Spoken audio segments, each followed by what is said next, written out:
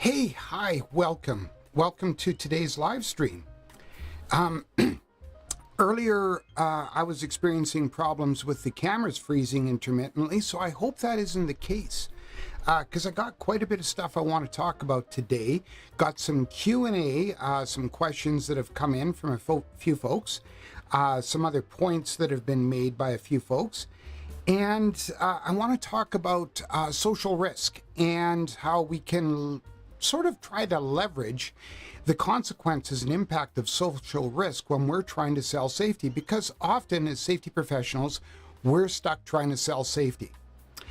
So, but before we get into it too much, let's just quickly talk about the chat rules, okay? Yeah.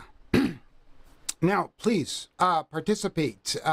Get into the chat, leave questions. Introductions are nice. Who you are, where you're from, what you do.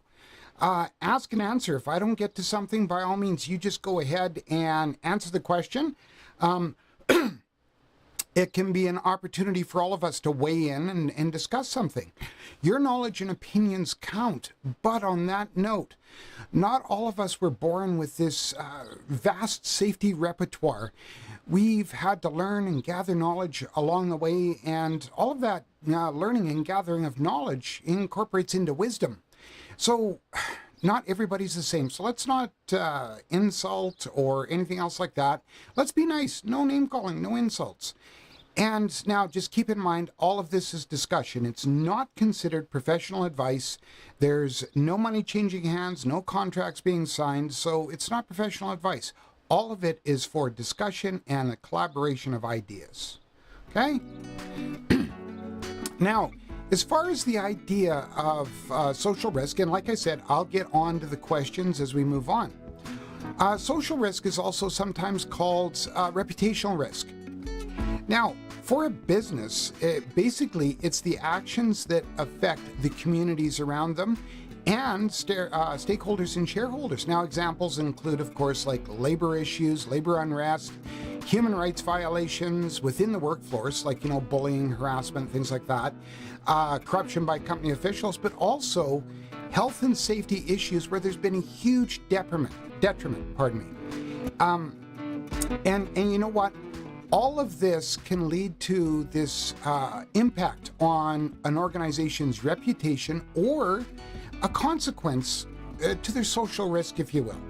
Now, in the past, there's been examples of external threats to an organization that they were totally unprepared for. Now, the argument might be, well, you didn't do your risk assessment well enough if you're unprepared for it. And you know what? Maybe a discussion for a later day. But a lot of times, companies will prepare for what they're experienced with, what they have in their immediate view and vision. However, sometimes things occur, and here's a good example. In 1982, Johnson & Johnson was hit with the Tylenol issue. Well, first off, number one, let's look at the impact. 17% of their total sales were Tylenol. And so now with the random poisonings that occurred as a result of people trying to murder each other, excuse me, but then there was copycats, and it resulted in a lot of injury, hospitalizations. And you know what? Johnson could have said, hey, you know what? This is not our fault. The product, there's nothing wrong with the product. But they took that step. They got in front of it, and they created tamper-proof packaging, tamper-proof bottles, and all sorts of things to show that, you know what, we're taking safeguards to protect you, the public. And they did spend a lot of money. They spent a lot of time. Their share price went down, but in the long term, it came up again. And so that was a return on their investment. Just one quick note. Got my window open over here because I like the cool breeze coming in, and the birds are nice, and the fan's going. It's going to be hot here today, so if it's irritating or anything, please somebody speak up in the chat. But now, I'm not speaking to what's going on with Johnson & Johnson right now or anything else. I'm just using that as an example. But now there's been another recent event that's occurred, and you know what? We don't assess things for risks like we should. We as safety professionals, we often hear when we try to bring up a risk or an issue, what's the worst that can happen?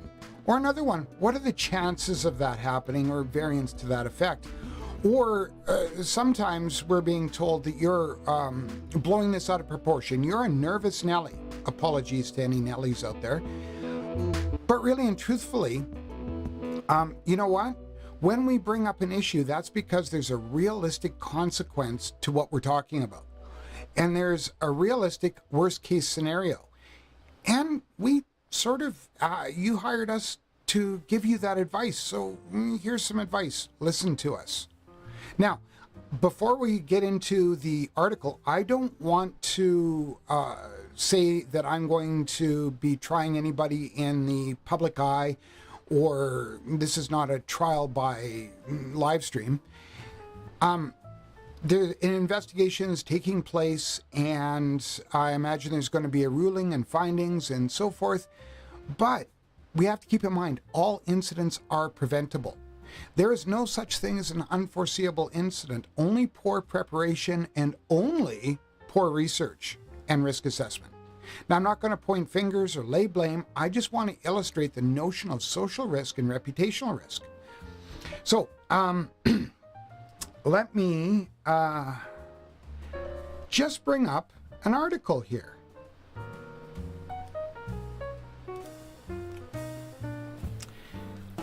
Oh my, that's huge.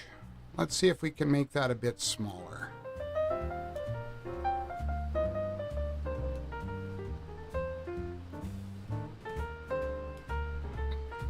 Okay. Yeah.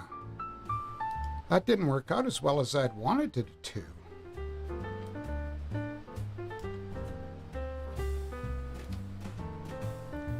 But anyway, here's what it's about.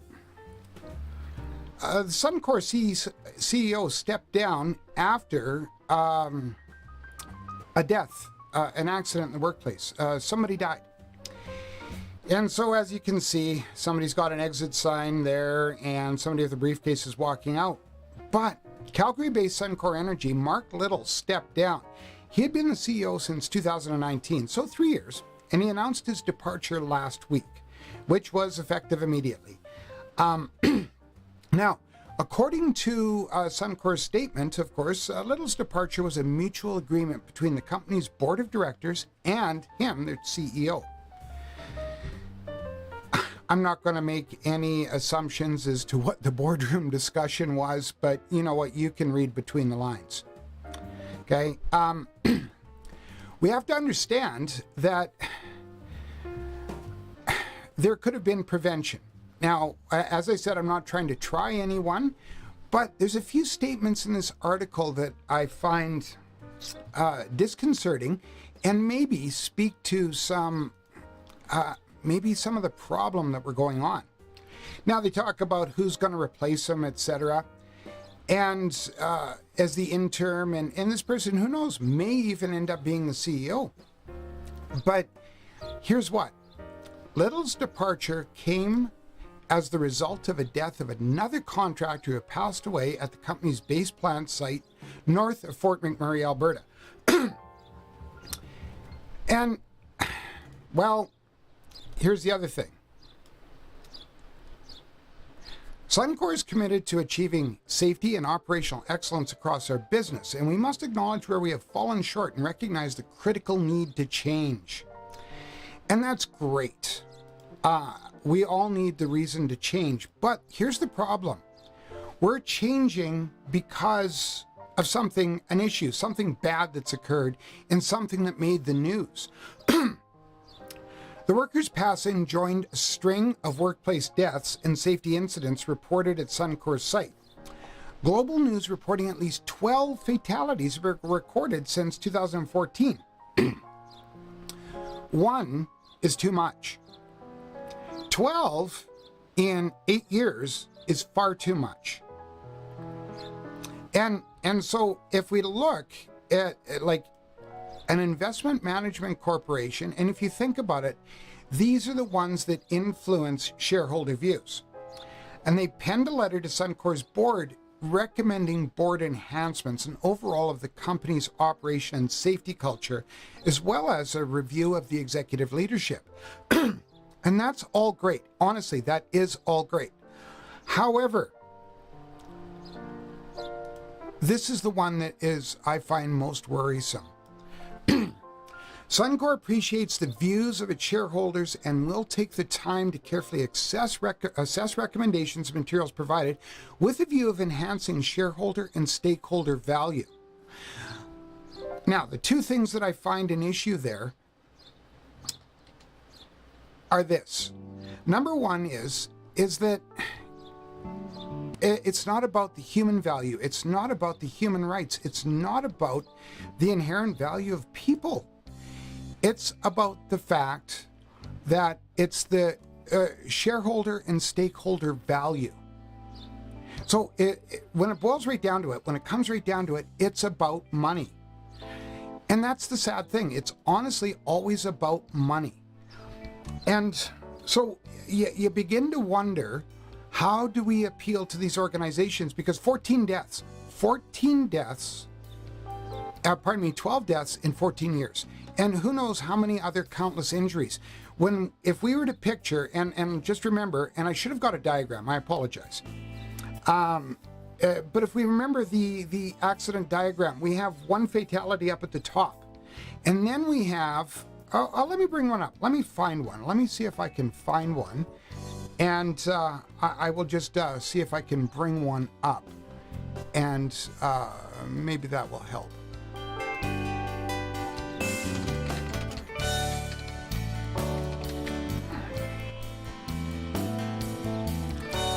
And there are lots of different names, the Hinder Pyramid and so forth.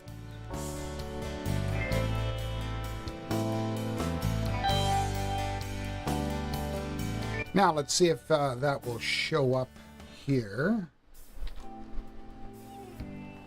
Oh, there we go. Oh, once again, it's huge.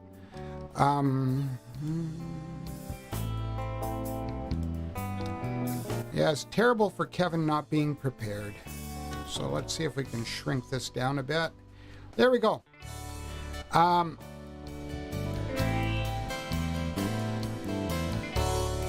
But in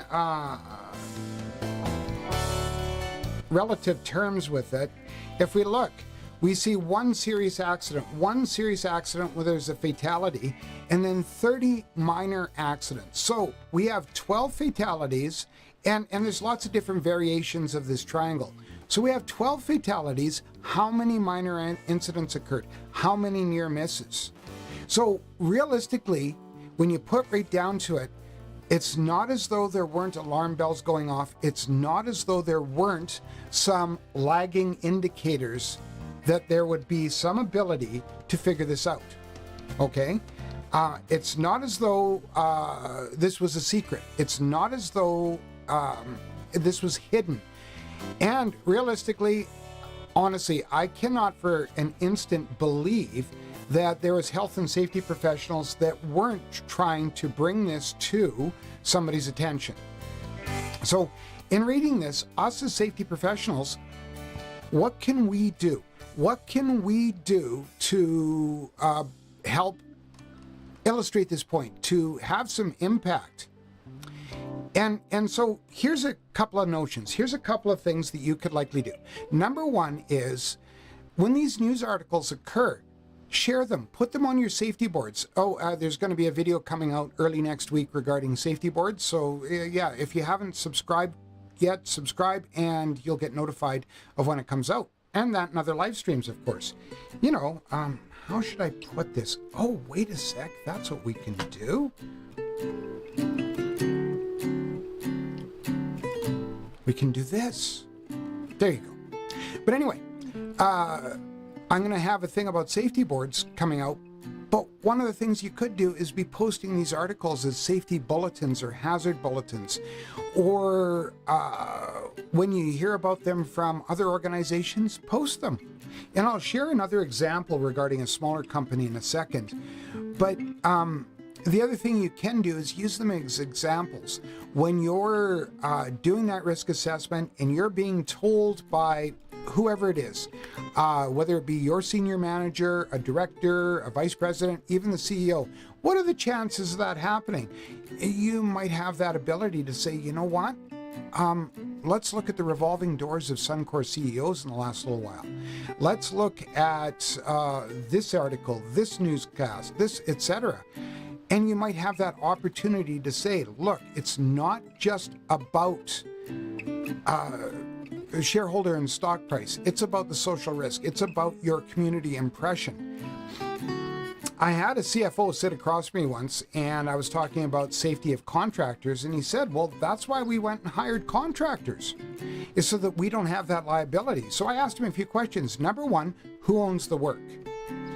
Number two is, what are you willing to read in the news the next morning? Because you know what? If you work for Acme, and it's a huge company, and I'm sorry any Acmes out there, honestly, I'm just using it as an example, but it's a huge company, and you've hired a contractor, and that contractor, you've checked them out, and they have their health and safety program in place. They may have external certifications like CORE, for instance. They may have a really good safety program in place. They have a safety professional working for them, etc. And you know what? They end up having one of their employees die. What you're going to read in the paper the next morning is, at an Acme site, this person died. You're not going to read that contractor XYZ lost a worker due to this. You're just going to read about your company. And so, honestly, to tell you the truth, what are you willing to hear in the news? Now, there's always going to be an investigation. And realistically, when it comes right down to it, are you going to run the risk that you might end up being found at fault? So there's those three things. Number one is, like I said, who owns the work? Number two is, what are you willing to hear or read in the news the next morning? And number three is, are you willing to entertain that risk during an investigation? So there's no reason to not listen to your health and safety professionals and pay attention. Okay, now let's talk about the little companies, okay? Here's a clip. And I shot this just outside my house. Now, I apologize, it's in 4K, it might be a little bit jerky, etc. But once again, roofing companies working with no fall protection. What you see dangling from that fellow's waist is an air compressor hose. That is not fall protection. Okay, and I see a couple of folks wearing fall protection harnesses, but nothing attached to them. And a majority of the employees were wearing, and you can see those blue shirts there, they were wearing those blue shirts. And I'm just going to stop the clip now because I'm dropping frames. But they were wearing those blue shirts, and honest to goodness, that's a company logo. And now, so a couple of things there. Number one, what if somebody was driving by and they're thinking in their heads, hey, I got to get my roof done. But all of a sudden they see these roofers up there and they have some safety knowledge, and they say, you know what, I don't want those companies or that company working for me because those workers are working unsafe. I don't want anyone dying on my property. I don't want anyone falling on my property. Or, heaven forbid, this situation occurs where somebody does fall, somebody does they perish. And we read about it in the news. Well, we know who we're not going to hire. So how some instance like that, a smaller company, it could harm them detrimentally to the point where they may never ever recover.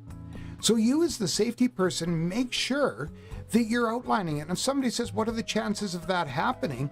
When you're selling safety, that means you have to do your research. You have to have some statistics behind you.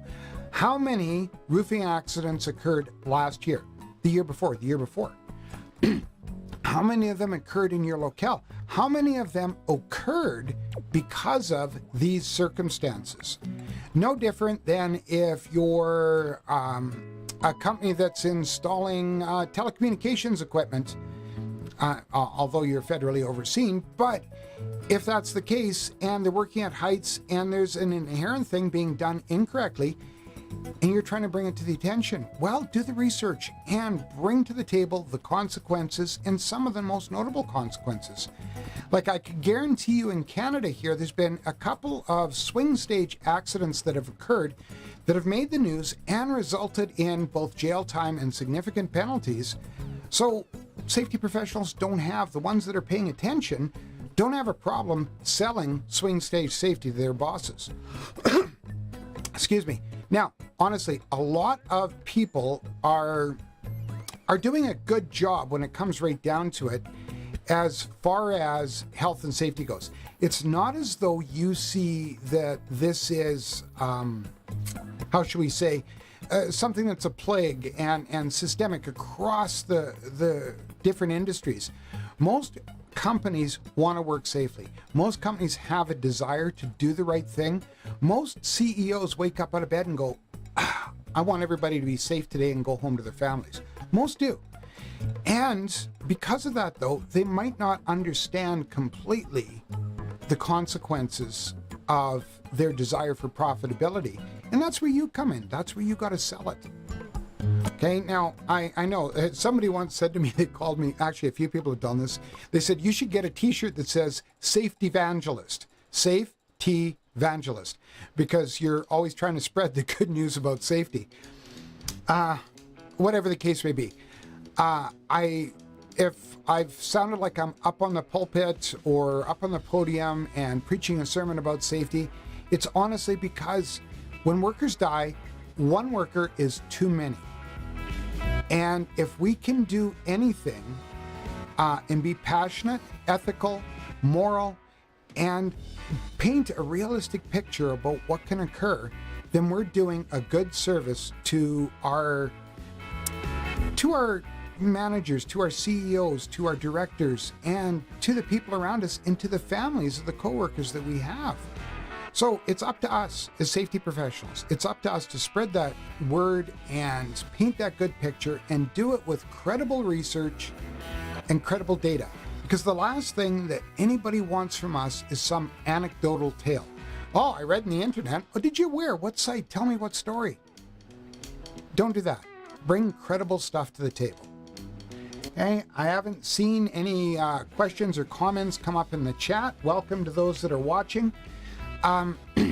So what we'll do is I'll start addressing some of the Q&A, and if you have additional questions or thoughts or whatever, pop them into the chat. And like anything else, of course, I also appreciate these. I appreciate comments whenever I get them. I try to address every single one of them. And a lot of times the questions come in comments, such as this first one. Now, Mohammed, I'm sorry if I mispronounce your name, but Mohammed Imthias had the question, can you give me an idea how to secure accident scenes? And there's a lot of different methods to doing it. You've likely seen that rollout caution tape that you can get, and I used to keep big rolls of it in our storage in our offices.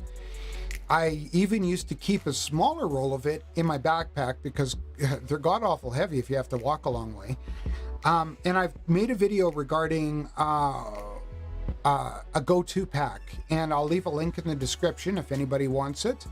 Or actually what I'll do is I'll leave the whole incident investigation playlist as well in there. But caution tape works the best because you can roll it out, tie it around stuff, and run it around an area, and it's bright yellow, and it, you know what, people understand it, and they usually don't cross it. Sometimes they do. And so one of the things that I used to always try to recommend is when you have to go investigate a scene, depending on what you have been told, notify your health and safety committee and see if you can get their assistance. And what I've done in the past is I've had people that were trained and they would put on orange high-vis vests if it wasn't already the dress of the area, like depending on if you're working on a construction site where there's mobile equipment, everybody's going to have high-vis vests. But they would put them on, and they would keep around the perimeter and make sure that nobody crossed it to maintain the integrity. So the two things, caution tape, and if you can get volunteers from your health and safety committee to help you out, or the supervisors for that area, or some of the other workers, they can help to keep people out of the scene. The idea is you want to be able to record everything in the scene, take photos, make sketches, and take measurements and everything, so that you can capture all of that data and have it so that you can draw some good, decent conclusions. Because the last thing you ever want to do is to guess why an incident occurred. So that's why the protecting the scene is important. Now, if I didn't answer that question well enough and you want more clarification, pop into the chat and let me know.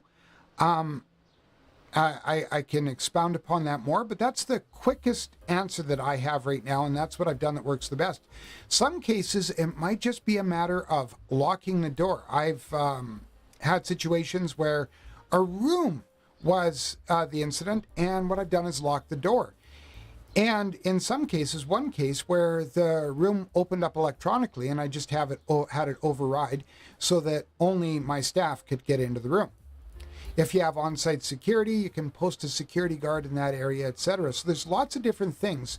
But above all and beyond all, the most important thing is securing that scene so that it's preserved and you can collect that data. Now, Saifuldin, my buddy Saifuldin, has brought me more questions. Awesome, dude. You keep bringing them, and I'll do my best to keep answering them. Thank you very much. He's my most prolific contributor to the Q&A. So thank you, Saifuldin. And he said, what's the difference between recordable versus reportable incidents, or non-recordable versus non-reportable incidents? I'll leave that up for just a bit longer so that I can keep my brain on it. But you know what? First off, number one is I don't agree with the non-recordable, non-reportable incidents, because if we think about it, what happens is near misses or close calls, if you will, often will then go unrecorded. Especially if it's been a case where there's been no significant property damage or anything else like that. And that's a bad thing, because eventually, even the worst shot will eventually hit their target if they shoot enough bullets at it. So it's pretty important that all incidents are recordable and reportable. It's just the level of recording and the level of reporting. Say somebody gets a paper cut, well, and they report to first aid. First aid looks at it, cleans it up, asks them what happened, puts a Band-Aid on it, fills out a treatment record. Has that incident been reported? Absolutely. Has it been recorded? Absolutely. Is there any further investigation? Likely not, because the first aid attendant likely said, well, just make sure that you wear a finger cot, or watch it, and maybe use some moisturizer when you're handling paper or something to that effect. But however, let's put it in another perspective. Let's say that there is a mezzanine and there's a lot of work going on above it, and there's people going back and forth underneath it. And constantly stuff is falling off because there's no toe boards been put up. Realistically, if you have stock on a mezzanine or inventory, or you're storing a lot of parts and things up there, and you have people moving back and forth, then have toe boards. But let's just say that that's the case and it's not been there. And stuff falls. And you know what? Everybody just says, well, that's just the way it should be. It's just normal. It's what goes on. So we have non-reportable incidents occurring because, well, we've accepted it until somebody gets hit in the head. Or, heaven forbid, something really bad happens. They end up in hospital, severe time loss or permanent damage. Then all of a sudden, we start to pay attention. So I personally don't like it. I think it's incredibly wrong. I think it's a bad approach. However, what some organizations have done is they've built a very good risk matrix. And yeah, I'll leave another link in the description.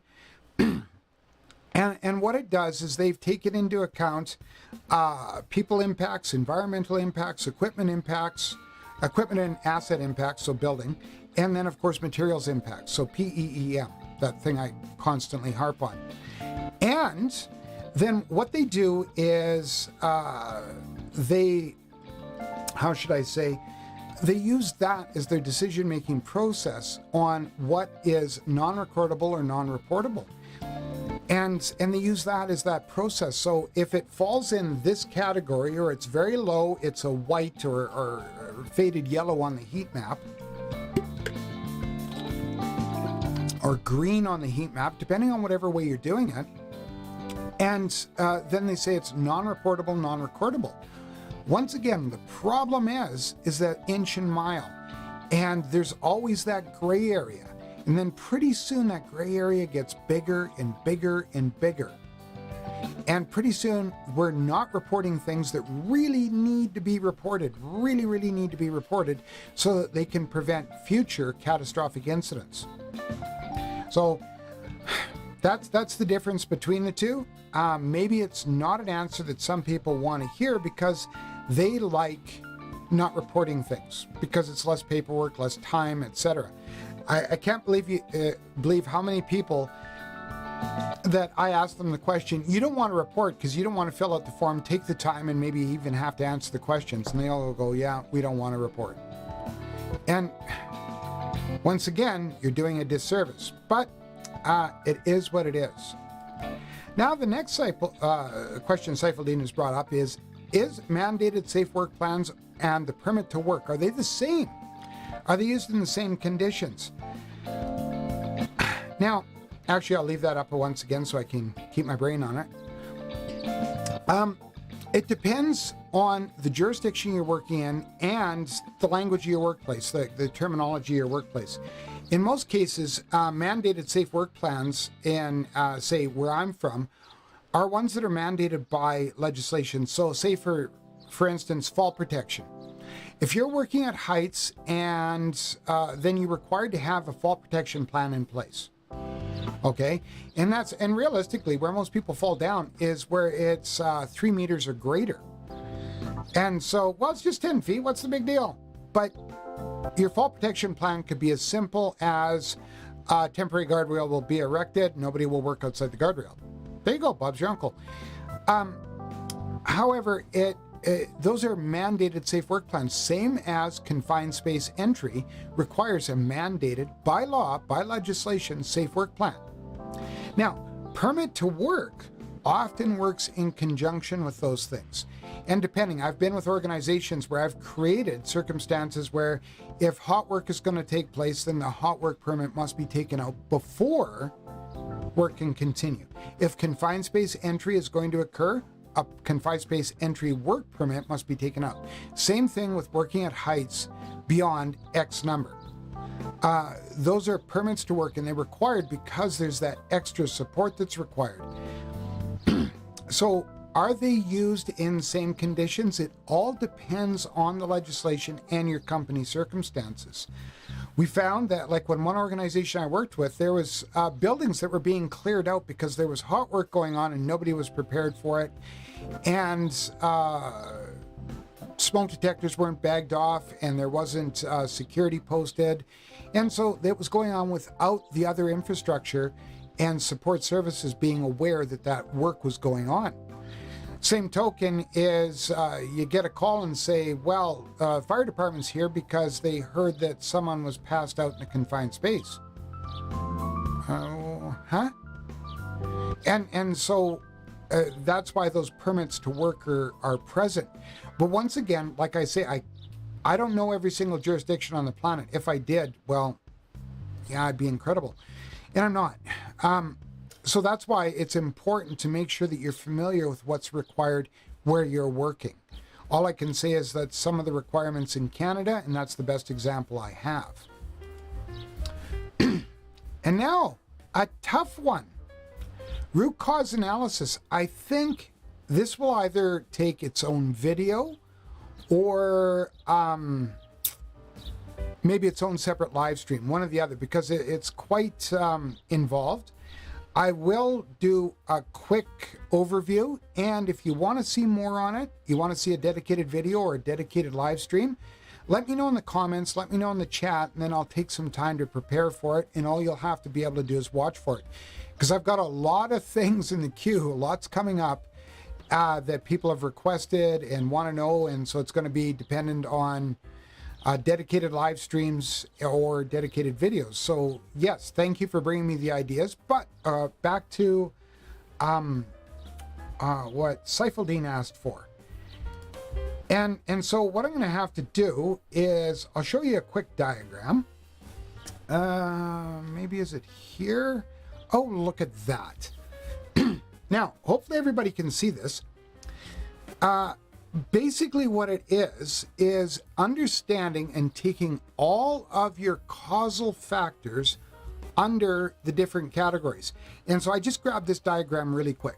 Usually what I do is, just like I say, use those 4 categories I tell you: the people, the equipment and machinery, the environment, and the materials.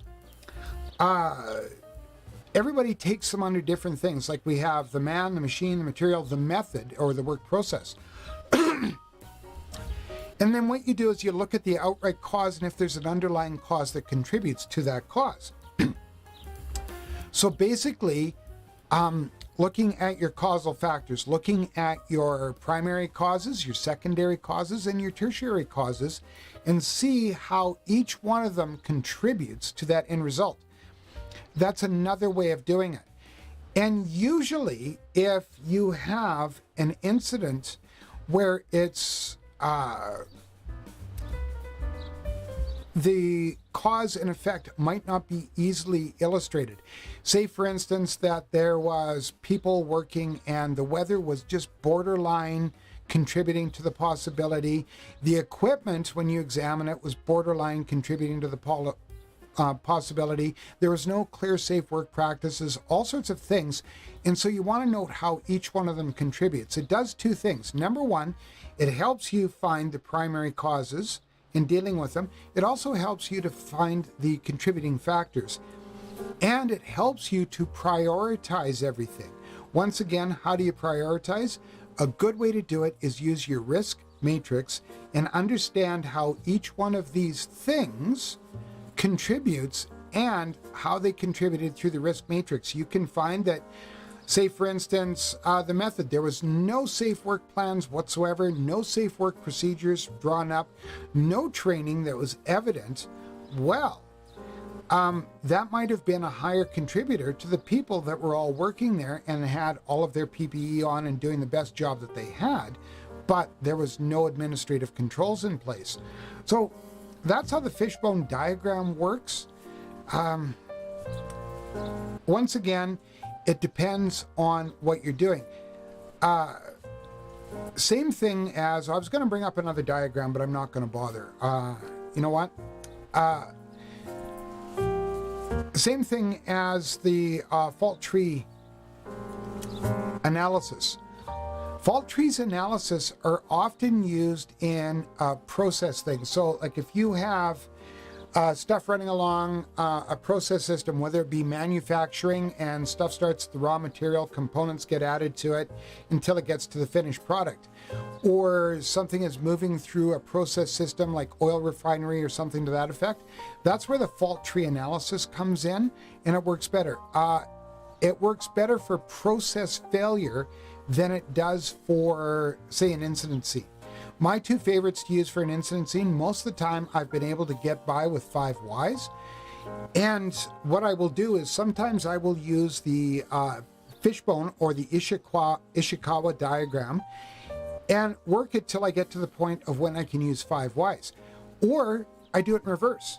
Each one I use a 5 whys and I can understand the contributing factors of that cause and have them work along the diagram. So I can look at the people first, why, the equipment, why, the environment, why, and the materials they were using with to get to that end problem. So I hope that helps as far as root cause analysis goes. Once again, the most common one I find that I can use is 5 whys. But that's me. Your findings may differ, and like anything else, if you have a comment, hey, let me know. Tell me about it. Like I said, I want to hear from you. I want to know what you think. I honestly do. Same thing with liking, disliking. I prefer to hear your comments. I prefer to hear your thoughts. And if you dislike something I say, let me know why. Same thing as I had a subscriber leave this morning. Go figure. I mean, tell me why. Or maybe I'm just boring. I don't know. And so once again, I haven't seen any questions in the chat. If anybody has any questions or any thoughts, just please let me know. I do appreciate requests for helping with papers and assignments and stuff like that. And I try to deal with them when I can. I try to respond to comments, chats, and everything else as I can, and other requests for assistance. Please bear with me. I have a full-time job. I have a lady love of my life that deserves a lot of my attention, and I have some volunteer work. So I try to fit everything together, and this channel really sits below all three of those. So I try to do what I can and devote the time I can to this channel and to the requests of others, and because I really do. I care about each and every one of you. I appreciate all that you say, all that you consider, and the different reactions I get. Honestly, I do. So believe it or not, I just like doing one thing. I like talking about safety. Well, I like doing lots of things, but one of the things I love doing lots is talking about safety.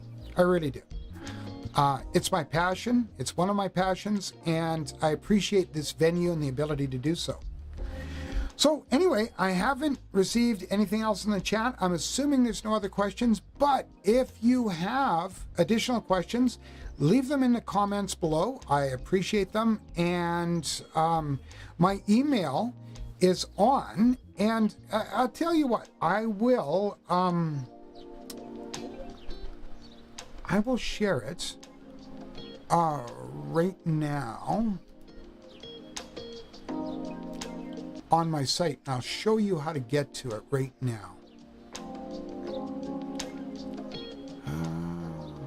Subscriptions.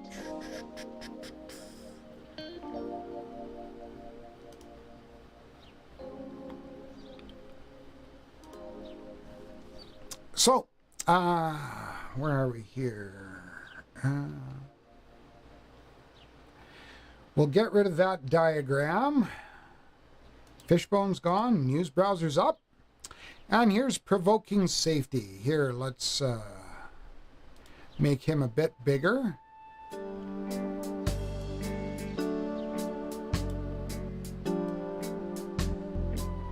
And so, here's the about. And all you have to do is click the email address, click I'm Not a Robot, click submit, and there I am. There's my email address. So you can also respond to me via email, and there's also links up here. Oh.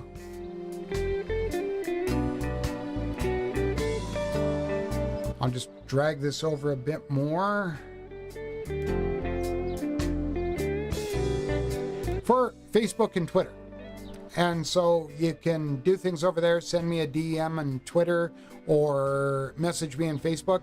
Either or, I don't mind whichever way that you want to make contact. It's all good.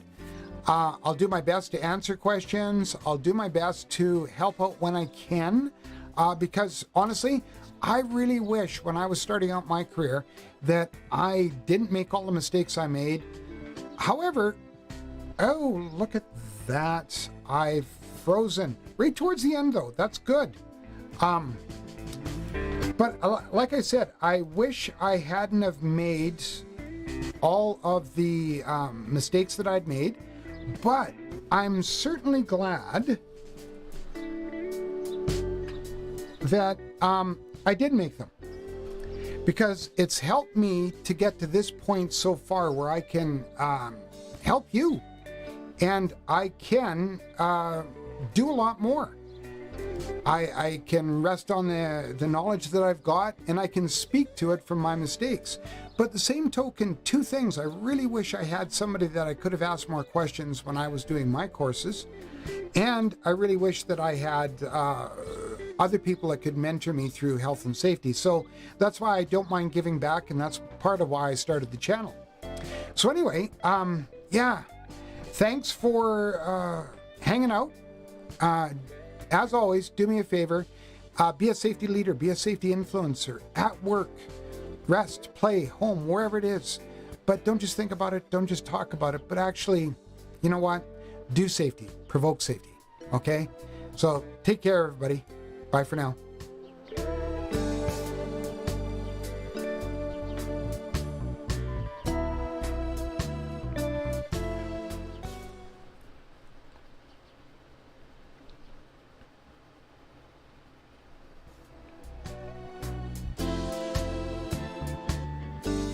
Oh my, the music was on. Hopefully it wasn't too bad.